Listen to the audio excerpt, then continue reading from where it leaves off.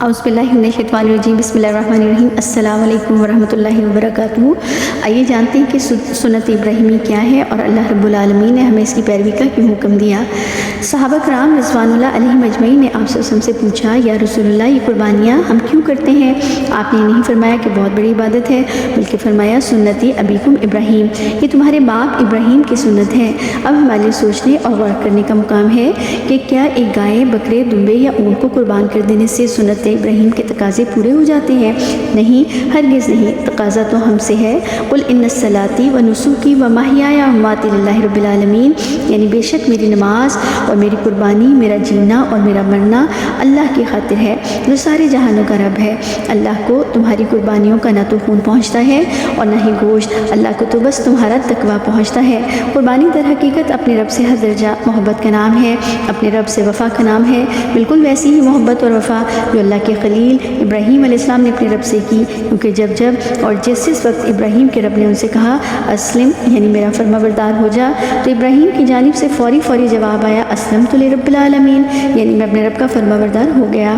ابراہیم کا نام قرآن کی 25 سورتوں میں تقریباً 63 بار آیا۔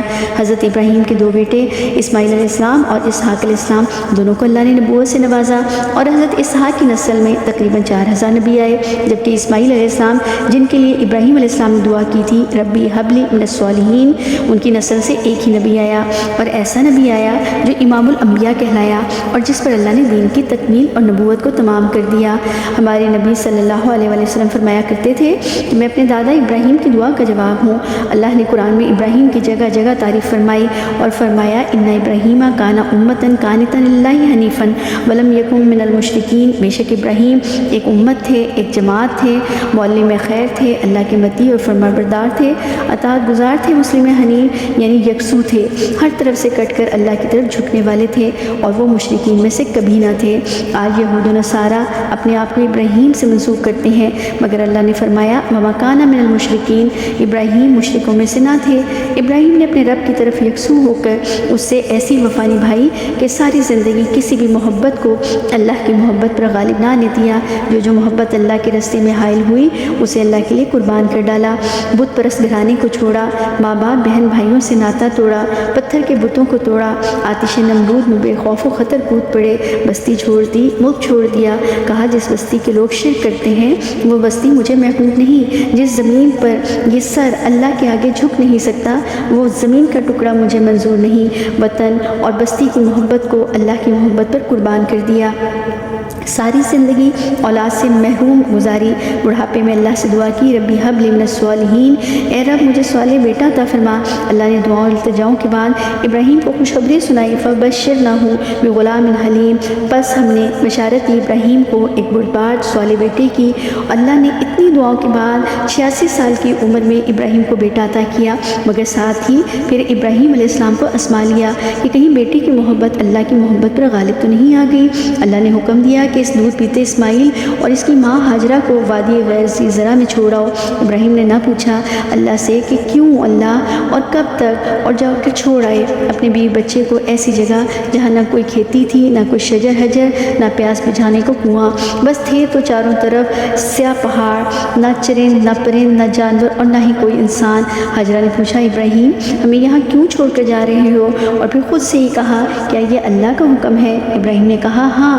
بس پھر اس صابرہ شاکرہ نے کہا اگر اس نے ربی ہے تو انشاءاللہ ہمارا رب ہمیں کبھی ضائع نہ کرے گا۔ قربانیوں کے پیمانے نوٹ کرتے جائیے۔ اب جب 3 دن گزر گئے اور چھاتی سے دودھ اور مشکیزے سے پانی ختم ہو گیا تو اس صابرہ نے پانی کی تلاش میں صفا سے مروہ اور مروہ سے صفا کی پہاڑیوں پر بے قراری کے عالم میں دوڑ لگائی، حتیٰ کہ اللہ نے اسماعیل کی ایڑیوں کی رگڑ سے آب زمزم کا چشمہ جاری فرما دیا۔ یقین تھا نا اس صابرہ کو کہ اللہ ضائع نہ کرے گا۔ اللہ نے قیامت تک آنے والوں کے لیے اس شاکرہ کی دوڑ کو ان کی سنت بنا کر حج و عمرے کرنے والوں پر فرض کر دیا۔ یاد رکھیں اللہ اپنی محبت کا دم بھرنے والوں کو کو آزماتا ضرور ہے مگر انہیں نہ تو تنہا چھوڑتا ہے اور نہ ہی ان کو گمنام کرتا ہے۔ جب اسماعیل علیہ السلام 13-14 برس کے ہوئے اور اس قابل ہوئے کہ اپنے بوڑھے باپ کا دست و بازو بن سکے تو اس وقت اللہ نے ایک بار پھر ابراہیم کی محبت اور وفا کا ٹیسٹ لے لیا۔ قالا یا بنیا انی اری فی المنام، اور میرے پیارے بیٹے میں نے خواب میں دیکھا ہے، انی اذبحک میں تجھے ذبح کر رہا ہوں، فانظر ما تری پس تو بتا کہ تیری کیا رائے ہے۔ 3 دن مسلسل ابراہیم کو یہی خواب نظر آتا رہا۔ بیٹا آخر کس کا تھا؟ بیٹے نے جواب دیا، یا باتی فعل ما تؤمر ستجدونی ان شاء اللہ من الصابرین، اے میرے بابا جان کر گزریے جو آپ کو حکم ہوا ہے، انشاءاللہ آپ مجھے صبر کرنے والوں میں پائیں گے۔ اسی لیے تو اللہ نے ابراہیم کو کہا تھا کہ آپ کو حلیم یعنی بردبار بیٹے کی خوشخبری ہے۔ اللہ اس ابراہیم کا اتنا بڑا امتحان لے رہے ہیں جو پہلے ہی اپنے رب کے لیے سب کچھ قربان کر چکے ہیں، مگر یہاں بھی ابراہیم کے قدم نہ ڈگمگائے اور ابراہیم نے صرف وفا نہیں بلکہ وفا کی انتہا کر دی اور ثابت کر دیا، قل ان صلاتی و نسکی، اور منتوں سے مانگے ہوئے بڑھاپے کے سہارے بیٹے کو منہ کے بل زمین پر لٹا دیا۔ زمین و آسمان نے یہ نظارہ کبھی نہ دیکھا ہوگا، باپ ذبح کرنے کو تیار ہے اور بیٹا ذبح ہونے کو تیار ہے، مگر کس کے لیے؟ فقط للہ رب العالمین، اپنے رب کے لیے، فقط یہ بتانے کے لیے کہ ہمارا جینا مرنا صرف آپ کے لیے ہے۔ قربانی تو سراسر ابراہیم کے اس خاندان کی اللہ سے وفاؤں کا نام ہے۔ کیا ہم شرح صدر کے ساتھ کہہ سکتے ہیں قل ان صلاتی و نسکی و محیای و مماتی للہ رب العالمین؟ ابراہیم نے تو اپنے رب سے وفا کی انتہا کی، بیوی نے اپنے شوہر سے اور صالح بیٹے نے اپنے باپ سے۔ ابراہیم علیہ السلام نے اپنے رب کا نام لے کر اسماعیل کے گلے پر چھری چلا دی، مگر چھری نہ چلی کیونکہ چھری کو رب کی طرف سے اسماعیل کے گلے پر چلنے کا حکم ہی نہ تھا، لہٰذا چھری چلانے پر اوپر سے آواز آئی، وَنَادَيْنَهُ یا ابراہیم یا ابراہیم قد صدقت الرؤیا، اللہ نے ابراہیم کو پکارا، اے ابراہیم تو نے اپنا خواب سچ کر دکھایا۔ ابراہیم الذی وفا، ابراہیم وہ ہیں جنہوں نے وفا نبھائی، اور اللہ نے ان کی اس قربانی کو کی ایسی قدر فرمائی کہ اسماعیل پر چھری چلنے نہ دی اور جنت سے ایک عظیم مینڈھا ان کی جگہ ذبح کروا دیا۔ اور پھر قرآن پاک میں فرمایا، اِنَّا كَذَلِكَ نَجْزِي الْمُحْسِنِينَ، بے شک ہم نیکوکاروں کو یوں ہی صلہ دیتے ہیں۔ اللہ ایمان میں ثابت قدم رہنے والوں کے لیے آسانیاں بھی پیدا فرماتا ہے اور ان کے اجر میں کمی بھی نہیں فرماتا۔ قرآن میں اللہ نے فرمایا، اِنَّا هَٰذَا هُوَ الْفَلَاحُ الْمُبِينُ لَبَلَاغُ الْمُبِينُ، بے شک یہ واقعہ بہت بڑا امتحان اور بہت بڑی کھلی آزمائش تھی، یعنی اس سے بڑا اعزاز اور کیا ہو سکتا ہے کہ امتحان لینے والا خود فرما رہا ہے کہ آپ سے جو امتحان لیا گیا وہ کوئی معمولی نہ تھا۔ اللہ نے پھر ابراہیم علیہ السلام پر انعامات کی برسات فرمائی، انی جاعلک للناس اماما، میں تجھے لوگوں کا امام بناؤں گا۔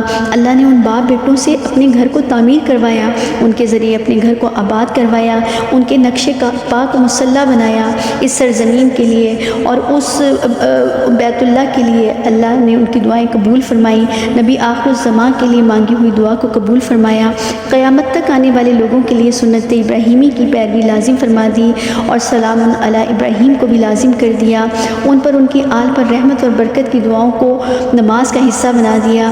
اپنے محبوب صلی اللہ علیہ وآلہ وسلم کو بھی تاکید فرمائی کہ ملت ابراہیم کی پیروی کیجیے، اور اس سے ثابت ہوا کہ اللہ یکسو ہونے والے اپنے صابروں، شاکروں، فرما برداروں، اطاعت گزاروں ہی کو سچی ناموری عطا فرماتا ہے۔